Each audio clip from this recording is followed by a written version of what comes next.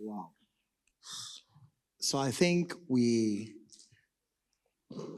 are now very happy because as it stands, we are actually missing someone, an eminent personality. We are trying to, as much as try to manage time, so we'll wait for his arrival. Now that he's here, I believe everyone can all put a smile on their face. So, ladies and gentlemen. While Mrs. Joke was speaking, the Honorable Commissioner, we call him Olori Ebi, of the Ministry of Energy and Mineral Resources, Mr. Biodun Ogunleye, came in. And at this point, I would like to call on the Olori Ebi of the Ministry of Energy and Mineral Resources, Mr. Biodun Ogunleye, to give us his welcome address. Please, let's give him a round of applause. Thank you very much. Thank you very much. You're welcome, sir.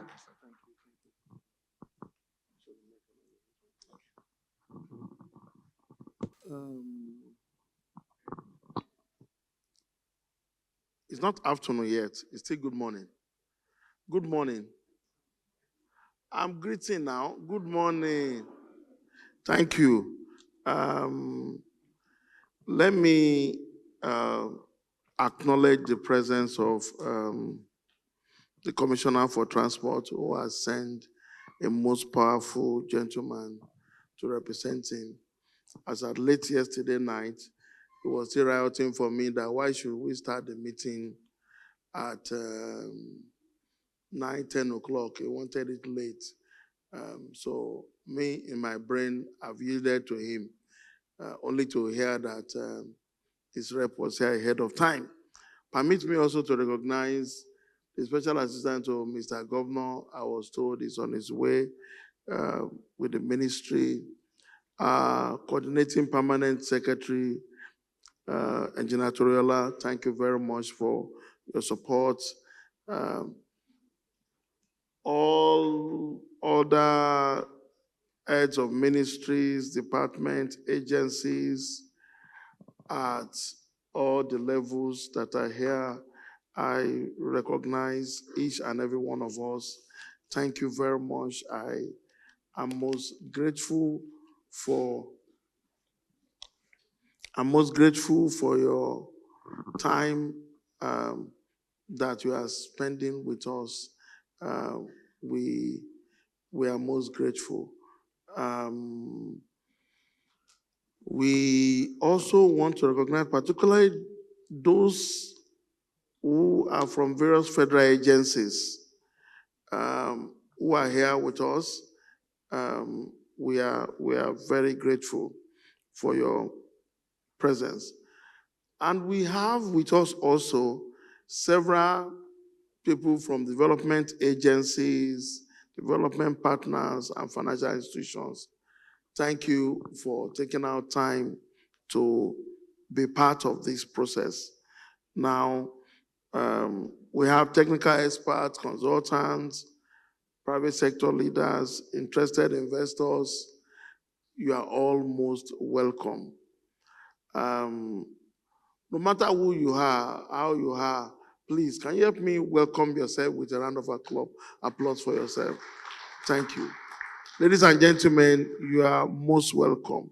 Now, this opening speech is just going to be straight to the point, and it's just a statement of purpose. And Lagos, in addressing its energy needs and requirements, is being futuristic. And on that note, permit me to say to you that it's a great pleasure for me to have the honor to welcome you to this second strategic stakeholder engagement on alternative fuel for vehicles, electric mobility, and charging infrastructure development in Lagos. Let me begin by expressing our sincere appreciation to you again and again for being here, to your commitment to a bigger, better, and well-managed city. Let me say your contributions are most invaluable And whatever we have done together so far, we are not yet there. This city can be better, and all of us must put hands together to ensure that the transformation policy initiatives that the state energy and transport landscape required is implemented under our watch, and we all saying we handed over to our children a city that works better. Now, how do we move from the first engagement to this engagement? Distinguished stakeholders, the journey to this moment did not begin today. At our first interministerial engagement held on 13th of February 2026, we collectively laid a strong and credible foundation for the Lagos State AVF policy.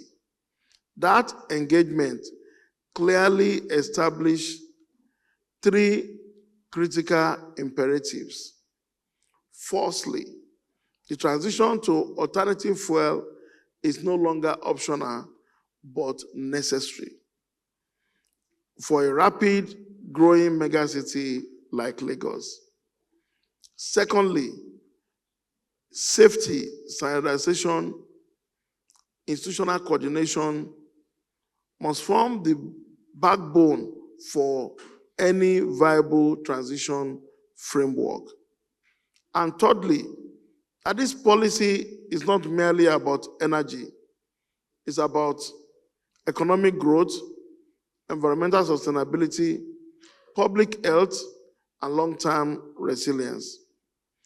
The technical tone setting provided by experts further grounded our discussions within practical realities by highlighting infrastructure needs, regulatory gaps, investment pathways, and the importance of a phased, structured transition. So you want to ask me, what's the purpose of this second engagement? This is an enlarged audience, an enlarged set of stakeholders.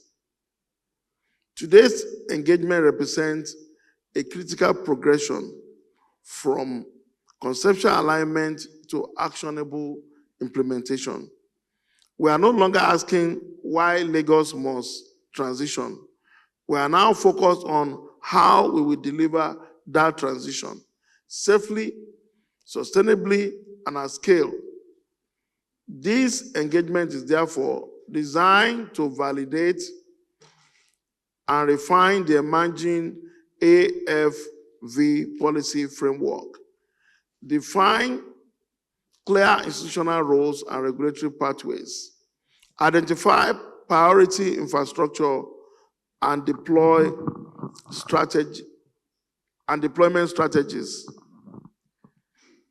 develop bankable financing and private partnership model, co-create implementable time-bound action plans for rollout. As outlined in the program, today's session will deliberately move us from policy conversation into execution frameworks by covering infrastructure deployment, financing models, digital systems, and capacity development. Let me reiterate the strategic vision for Lagos. Lagos, as one of Africa's fastest growing urban economy, must lead and not follow in the transition to clean mobility. Our vision is therefore very clear: to build a safe, inclusive, investment-ready, future-proof alternative fuel ecosystem that integrates, one, compressed natural gas as an immediate and scalable solution, two, electric mobility as a long-term sustainability pathway, three, biogas and other emerging fuels as part of a diversified energy mix. We are determined to position Lagos as a sub-national leader in climate responsive transport system, while simultaneously unlocking opportunities for 1, job creation and local manufacturing, 2, technology transfer and innovation, 3, private sector investment and infrastructure development, 4, improved air quality and reduced carbon emission. So what will be our priorities going forward?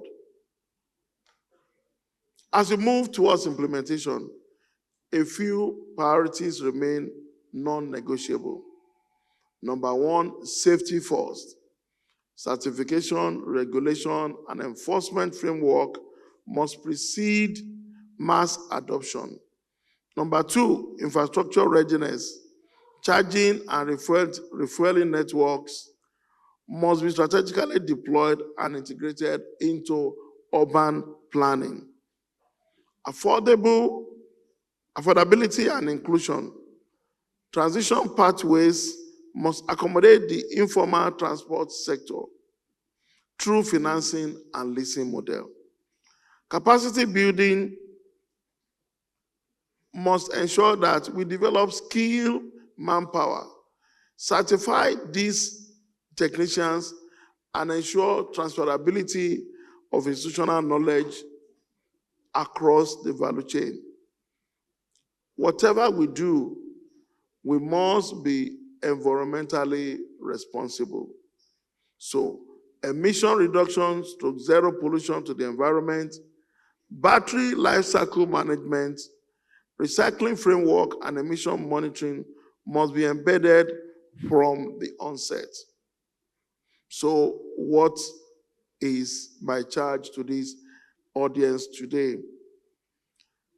Distinguished participants, the success of these initiatives will not be determined by government alone. It will be determined by the strength of our collaboration. We call on MDAs to provide clear and actionable inputs and institutional commitments. We call on private sector stakeholders to bring innovation, investment, and execution capacity.